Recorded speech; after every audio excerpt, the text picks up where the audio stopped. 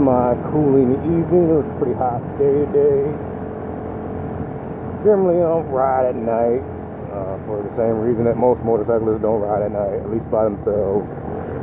Is that it's just more dangerous than riding a motorcycle in the daytime is. But I'm out here. Had to run an errand. As we get into the winter months, I leave work later, so then I get out of work around 6 o'clock generally, and it gets pretty, it's going to start being dark when I leave work for the rest of, pretty much all the rest of the fall and until spring, really. So that's just the reality of my commute. So I do wear my little high-vis, throw over thing here, just to give me a little more. It's got some retro reflective on it, and just to give me a little bit more visibility while I'm out riding. And I definitely do, ride a little more, a lot more tamer. Not that I'm a wild rider, but everybody that rides a motorcycle is at least a little bit of an idiot. Sometimes.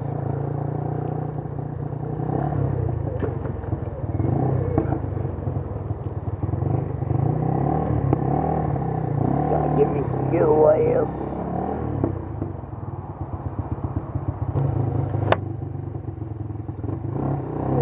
Alright, all gassed up. That should give me the Friday at least. You try to keep at least always fill up if I'm half a tank or below. I'm generally fill up on this sucker because it only has a 1 gallon tank. Anyways, I ride a little bit different at night. Got to be more conservative. Fortunately, I learned the hard way about night riding, and had to hit the ground. Fortunately, and learned that when you're at night, you definitely want to be riding more conservative. Like I said, if you go on a group ride, you can be you're a lot more visible, but you're just not visible at night. Especially a lot of motorcycles have very terrible headlights or lights anyway. A lot of guys take their turn signals and other lights off, and nobody can see you. And there's a lot more people who are drunk. A lot more people drive aggressively in Los Angeles because the roads are open generally at night. Rush hour, once rush hour is over. But that time's nice because it's cool. But you can't see the road, and you can't see anything in the road. This Daymaker headlight does help a lot, but you still can, it's easy to override your headlight and, get surprised by something or someone who, does something stupid.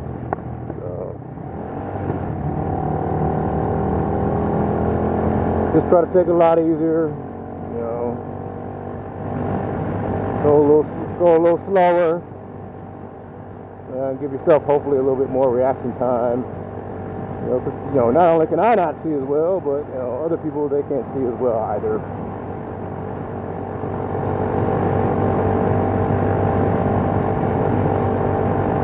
But today's pretty good. It's Wednesday, hump day. Knock out the rest of the week. It's been really busy at work, but we've been getting stuff done, but they're really throwing a lot at us right now, but we're going to get through it. We've been doing something a long time. You kind of get to where you can kind of roll with the punches, as long as you keep you cool and whatnot. And make sure you get stuff done like you're supposed to.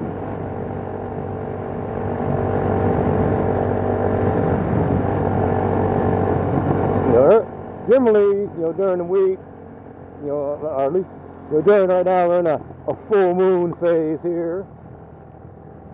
And I do study the Ching manual, which is based off a form of divination invented by the ancient people of what is now mainland China. And I've been studying it for some years now, and I like to read it. I read a lot of different religious texts, but it's definitely one that I probably read the most. And I do usually do a divination every time there's a full moon. Even though I'm atheist, I'm not really much for superstition. But hey, you gotta have some fun. And I Ching, I have a Taoist version. There's a lot of versions that don't really have as much explanation on it. It's used by a lot of different types of people, and there's many, many, many different translations. With unfortunately, translating from ancient Chinese language to English is not a straight path, unfortunately. A lot is left up to the person doing the translation, of course, the translator. But this week, this time in the full moon, I did get the 43rd hexagram, as they call them. And in the translation I have, it's known as eliminating, which kind of sounds a negative, I think, for us English speakers. But it also translates to resoluteness, and kind of alluding that now's the time to be resolute and hold to your resolution in the face of adversity, and you're going to come out on the other side better. It doesn't mean it also kind of warns that the adversity you're facing is it could get you. So it's kind of warning to be mindful of your surroundings and mindful of who you may encounter, and to be cunning, and don't be on alert. But I like the whole sticking to your resolutions. Especially right now. Watched the debate yesterday. I'm pretty big into politics. I am a democrat, as I like to tell people. And obviously people who are independents and they were still undecided, they're all upset because it was such a dogfight type debate. But I knew it was going to be a dogfight 6 months ago, especially with Joe Biden running. And I know he's not going to take Trump's bullying, which is one of the reasons why I voted for him in the primary. Oh, wait, no. Actually, no, I voted for Bernie Sanders, but that's just so I could tell all those people on the Bernie Sanders side that when it's time, they need to suck it up and vote for Joe. Go, Joe Biden. But, yeah, it was a dogfight, and I was quite satisfied, personally, myself. Only the people in the middle and the media who want to act all surprised about this mess and not, yeah, Joe Biden isn't going to take President Trump's crap. Definitely, and he ain't going to let him talk about his family like he did either. So, personally, I feel like, yeah, President of the United States, President Orange Julius, is a clown. And he needs to be out of office. It's going to be hard for Joe Biden to beat him in the electoral map. So, hope of hopes. I'm not expecting no miracles here, but hope of hopes that he's able to defeat Trump in the, in a month here. So, it's time to be resolute. And if you're a person that's on the fence, well, you're just not resolute, and this isn't your time. You're independent. Maybe just sit this one out. Just sit it out. It's okay to sit out an election. Because America is at a crossroads, and America is a two-party system at the end of the day, and our founding fathers didn't leave no room for a middle ground. Sorry, suckers. So if you don't like either choice, well, then you do still have the choice to sit this one out, player. Especially you independents that voted for Trump last time. We don't want you necessarily to vote for Joe. Just stay home. Do your local stuff. Stay out of this fight, dog. All right, we don't need your dog in the fight. We got this. Let us Democrats handle our business. We're gonna get on.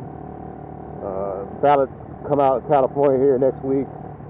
I'm a permanent mail-in ballot resident for you haters out there. I've been voting by mail for years, just like the president. And I automatically get my ballot without requesting it once I fill out the permanent mail-in ballot resident. I find it convenient. Now even postage is paid on ballots here in California, so you don't even have to put a stamp on that mug. So I'll probably go down to the to the county clerks and just drop it off in person. Cause I don't want to put it in the, I work closely with the post office. I don't want to hate on the post office itself, but obviously their leadership has an agenda. They're trying to steal an election, and I'm not going to let my ballot be hemmed up in that treachery. And I think that's kind of, the Ching's telling me to be resolute in my voting, and that this is a period that Americans are going to have to be resolute. Whatever the outcome, and Trump wins, things will probably continue to get worse as they have, and it will be a very crappy 4 years to come, no doubt. And we'll all be in the winter, that's for sure. And so, I really implore you guys, if you're a Democrat or